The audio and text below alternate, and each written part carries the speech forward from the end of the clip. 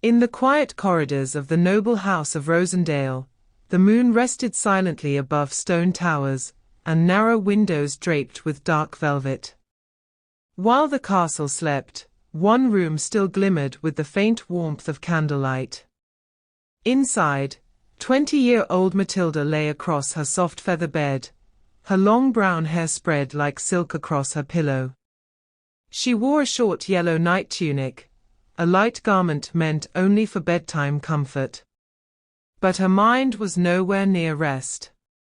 Her fingers eagerly turned the pages of a forbidden romance, tales of bold lovers who chose passion over duty, brave knights who defied kings, and noble women who escaped arranged marriages.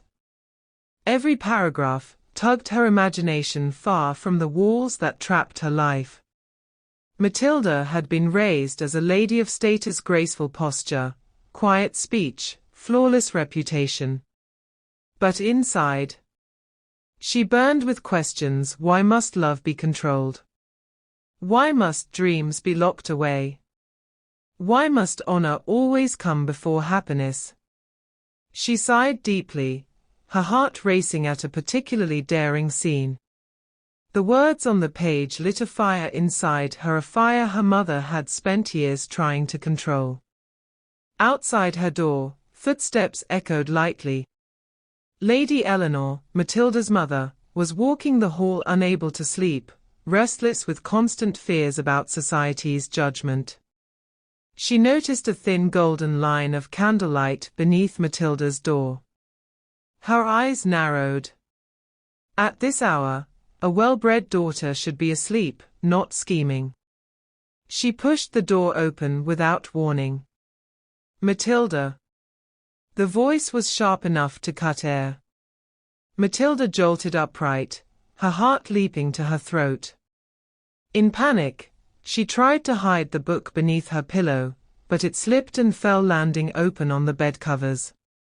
Lady Eleanor stepped forward, lifting the pages with trembling fingers. Her stern face hardened into disbelief and fury. "This is filth," she whispered harshly. "Dangerous fantasies meant to destroy a woman's dignity." Matilda's cheeks flushed. "Mother, it is only a story, it is poison." Eleanor snapped. "You disgrace this family by entertaining such thoughts. It's just—" "I want something more than rules," Matilda stammered, eyes pleading. "I want to live, not just exist." But to Eleanor, those words were worse than any story. In medieval society, desire was a threat. Freedom was rebellion. With a tone heavy as iron, she said, "You leave me no choice." Lady Eleanor sat on the edge of the bed with rigid authority. She held her daughter's wrist firmly, but without anger in her touch, only fear disguised as strength. "You must learn control," she said, "before this reckless curiosity ruins you." Matilda stared, breath unsteady. But refusing would only worsen things. So she obeyed, though resentment smoldered in her eyes, as her mother guided her gently across her lap, positioning her with the strict discipline noble families used to correct defiance. Matilda bit her lip, feeling a wave of humiliation crash over her. She was old enough to make decisions, yet still treated like a child. The air grew thick with tension and silent rebellion. Eleanor delivered a stern, but controlled spanking, a symbolic act of medieval discipline meant not to harm but to correct. Each firm strike carried a message: honor above temptation, duty above desire, reputation above dreams. Matilda's emotions battled inside her, pride wounded, frustration sharp as a blade. Yet beneath the anger, she sensed something else: fear. Not her own, her mother's. Lady Eleanor's voice cracked slightly as she spoke through the discipline. "You do not understand what the world expects of you.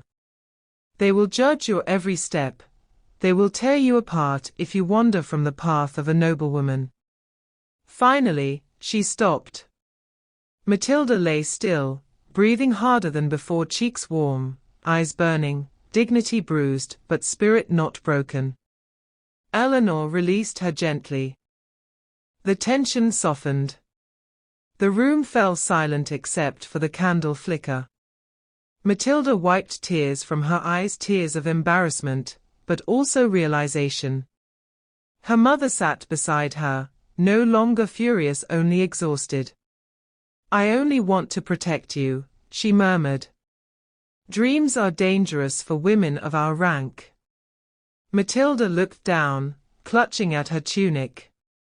"Dreams are all I have." For the first time that night, Eleanor's stern expression melted. She leaned forward and pressed a soft kiss to Matilda's forehead. She took the forbidden book and walked toward the door.